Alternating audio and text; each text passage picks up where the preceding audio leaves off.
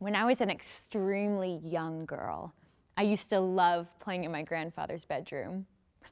It was a world unto itself with a big feather bed, knickknacks, so many trinkets and mementos, each one with a story of his life. My name is Emma Hale, and I am a junior by credit, but sophomore in my program because I'm a transfer student and I'm studying American Sign Language interpreting. I grew up in the church, always been a pastor's kid, still technically a pastor's kid because my dad's a military chaplain now. We left my church when I was about 13, which really set in some bitterness just because that was the only family I knew since living in Virginia. We just were surrounded by friends and all of our family still lived in Texas. And so we started going to a new church. I got involved because I'm a very social butterfly. So little 13-year-old Emma was having a party. And they ended up announcing that we were going to move to San Antonio, Texas, or the church was going to create a campus.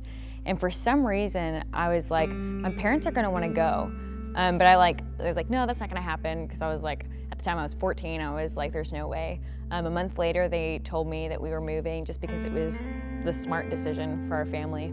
And I was really angry about that just because all I knew was Virginia. And so that whole year leading up to moving, I had a relationship I wasn't supposed to have, but at the same time I was yearning for the Lord while gripping onto everything in my life.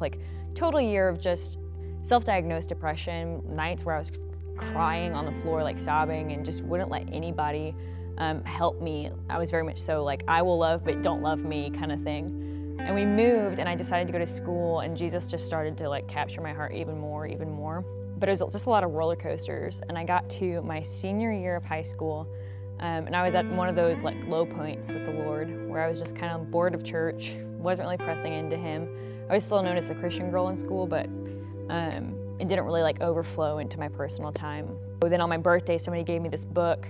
They prayed over it and it's called The Chase, and the whole concept is trusting God with your happily ever after and pursuing Him first. I told God I was not gonna read said book. Spring break rolls around. At this point, I'm just on the struggle bus. I had a night where I actually was on the floor sobbing, and I was like, God, I am not where I want to be. I can see people looking at me differently. Woke up the next day, my mom remembers this day, and I turned everything around.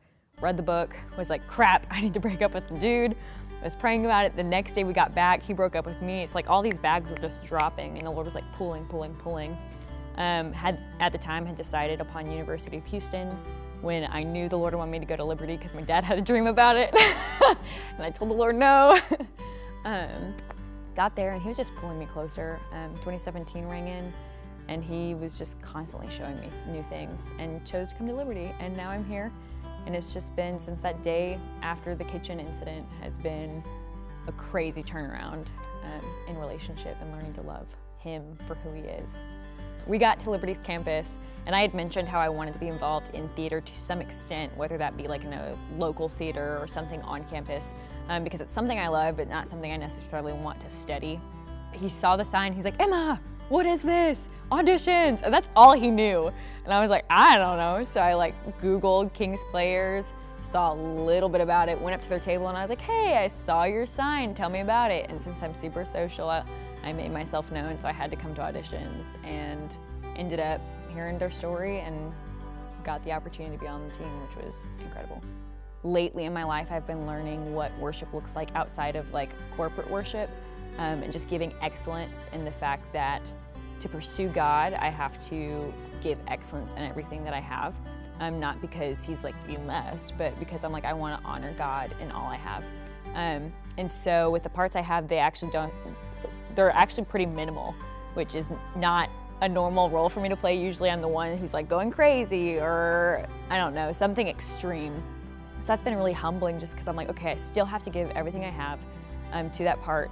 And so yeah, just learning to use it as a form of worship.